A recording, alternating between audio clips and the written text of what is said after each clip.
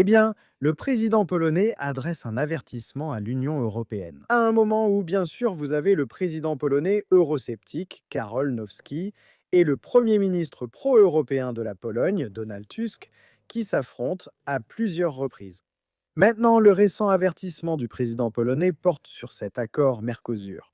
Cet accord qui a été conclu malgré l'opposition de nombreux pays et gouvernements au sein de l'UE, y compris en France, en Pologne et en Irlande.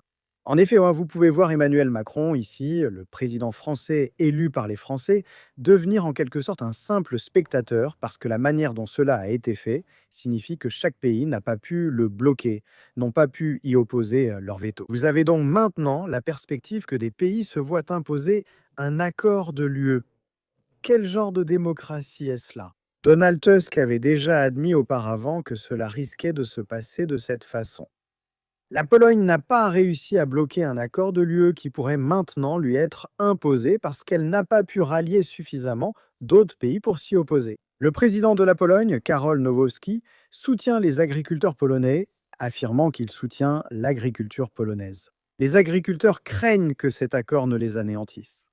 Maintenant que vous soyez pour ou contre l'accord, il est certain que dans une démocratie, les gouvernements élus devraient avoir le pouvoir de décider s'ils veulent aller de l'avant avec cet accord ou non. Dans l'Union européenne, tout cela se fait au niveau de l'UE.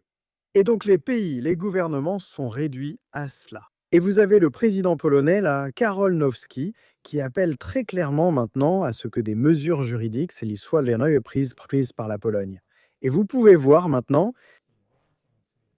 Donald Tusk appelant au dépôt immédiat d'une plainte contre l'accord de l'UE avec les pays du Mercosur, mettant la pression sur ce gouvernement pro-UE, disant que la campagne ne peut plus attendre et que tous les moyens possibles doivent être utilisés pour stopper l'accord du Mercosur et que les agriculteurs polonais doivent être soutenus. Et vous voyez là la citation. Il n'y a pas de souveraineté sans sécurité alimentaire. Donc un avertissement majeur de la part de la Pologne, piégée dans ce système de l'UE. N'hésitez pas à me faire part de vos réflexions à ce sujet dans les commentaires ci-dessous. N'hésitez pas à mettre un petit pouce bleu à cette vidéo et comme toujours, merci de regarder.